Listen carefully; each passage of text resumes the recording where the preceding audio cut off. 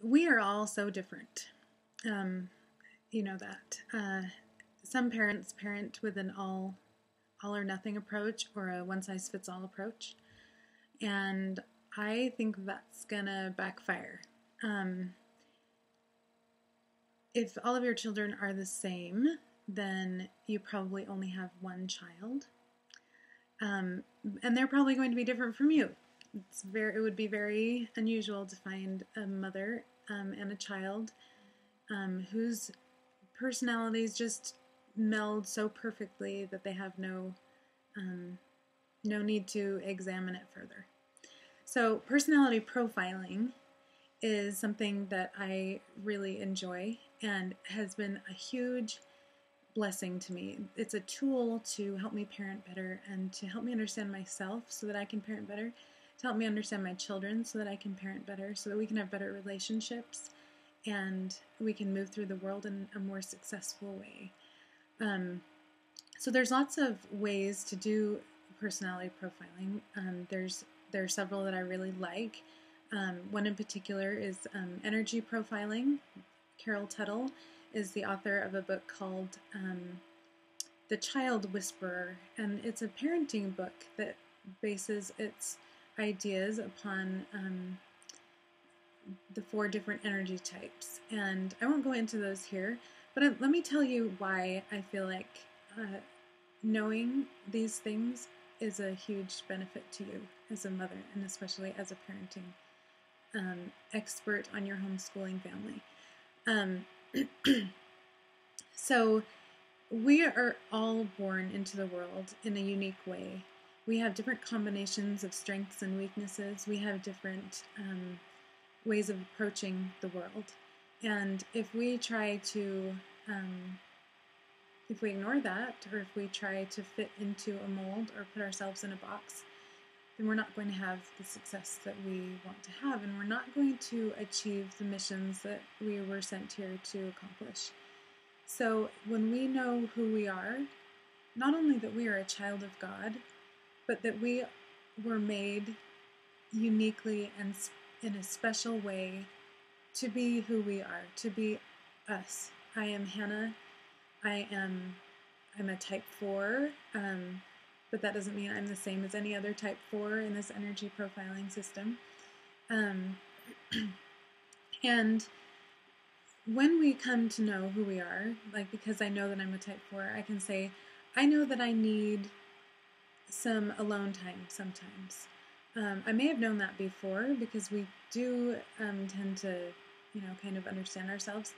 But then I can say, why do I feel so frazzled? Or why am I overwhelmed? Or why am I having this thing happen in my life?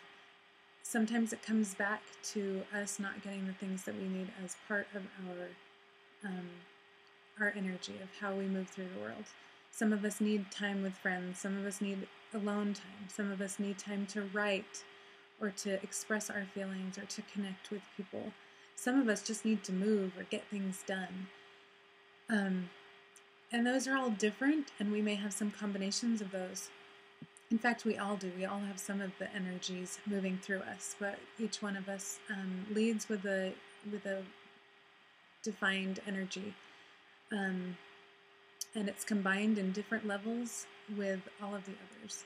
And so we're all unique, and we all express that in different ways. But when we understand who we are and what our needs are and how we best function in the world, then we can relate to our children and to our spouse and to all the other people in our lives in a way that's more healthy and more fulfilling to us and empowering to our children as we help them to grow and learn and become the people that Heavenly Father sent them here to be.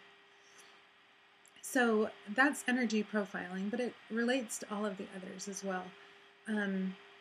Your children need you to know them, and they need to know you, and they need to know themselves. So when you know who you are, when you understand better why you are the way you are, some of us don't really care to identify that or to examine that on a deep level, and others of us do, but all of us can benefit from knowing those things to some extent or another. So I'm more analytical, and so I really like to dive into those things and become my own expert on them. And but that's not going to serve everyone. And so knowing who you are, knowing what you tend to like, what you tend to need, you are going to be a more effective person when you let those things happen in your life, when you really live true to that.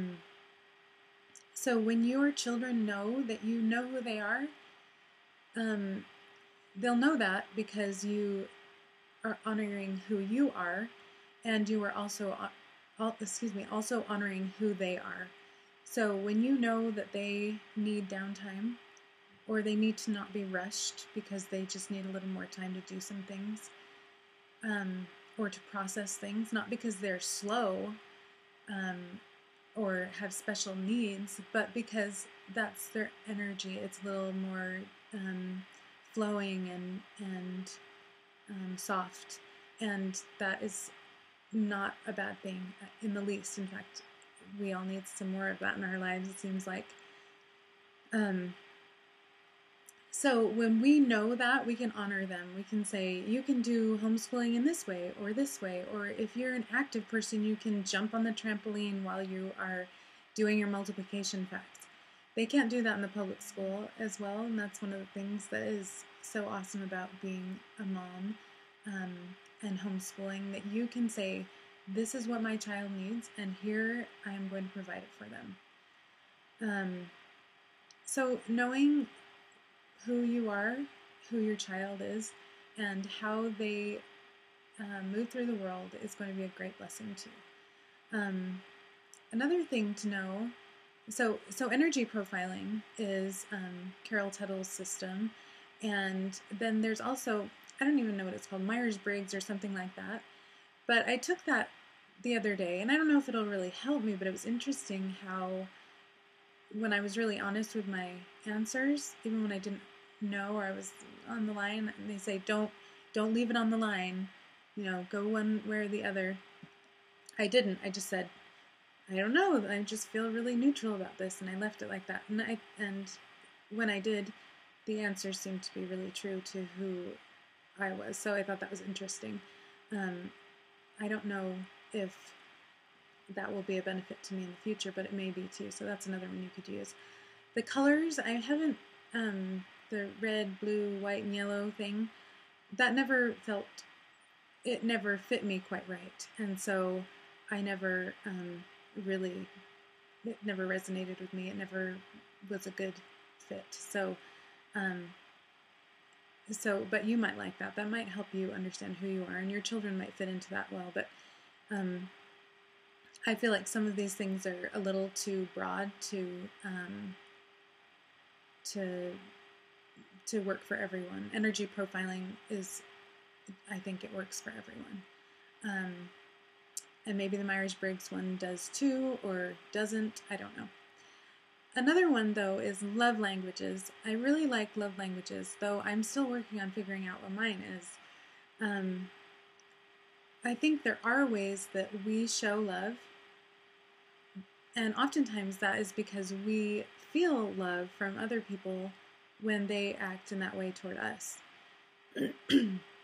So if we know how we need love or tend to show love, then that may be a good indication of how we feel love. But that might not be what your child needs. They may have a completely different love language than you do. And so if we find out how do I love, how do I show love, but then how do they feel love, and if we can figure out how they feel love, then we can cater to that, because we are the ones who need to change in that circumstance. They will learn as they grow what your love language is, or what their siblings or the people that they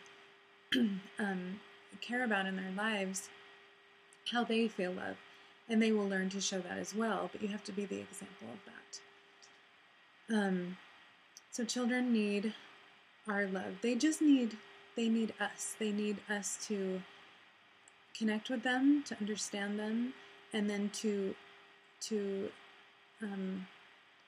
react isn't quite the word I'm looking for, but to act based on the things that they know based on the things that you know, to act in a way that is a blessing to them because of your knowledge of them. So you need to determine, how does your child feel love? So love languages, I think it's, if I remember right, it's Gary Chapman. He wrote the five love languages books, and there's one for lots of different situations for children and adults and teens, I think, and I don't know, maybe even more. So love really makes the world go round, and your children will know that you love them. Sometimes we do unintentional wounding because we don't understand, none of us are perfect parents, and a lot of us are really just struggling to get through. And you know what, that's okay. That's just right, because we are struggling, and we're messing up, and we're getting back up, and we're trying again. And they see that, and they accept it, and they understand, because they are children, and they are making mistakes and learning and growing too. We need to do our best. So one thing that I've learned or come to know in the last several years is that my children are people, and that they are not checkboxes. We don't say, oh, I loved them today, check. It's not a to-do list, and I like lists. I love to check things off a list, but that's not the way children need to be loved. They're not a checkbox. So another thing is, sometimes when things are going really well, it's like that new baby love all over again. It's just falling in love with your children and the experiences you're having together, and being so connected, and so just that feeling of joy in seeing them learn and grow and become the people that they are meant to be. It's so amazing. But it takes a lot of work. But we can work at that new baby love. We can work at falling in love with our children. And even if they're not on board to homeschooling, sometimes we can romance them into homeschooling. It may not be the most exciting thing, but if you feel like it's the right thing, then as a parent, it's up to you to make that decision, and then to bring them around to it. Sometimes you have to work extra hard at that, especially if you're not, if they've been looking forward to going to school, or they've already been to school and don't want to leave school. That can be a challenge. So if you can see in your children their great worth, which I think all of us can,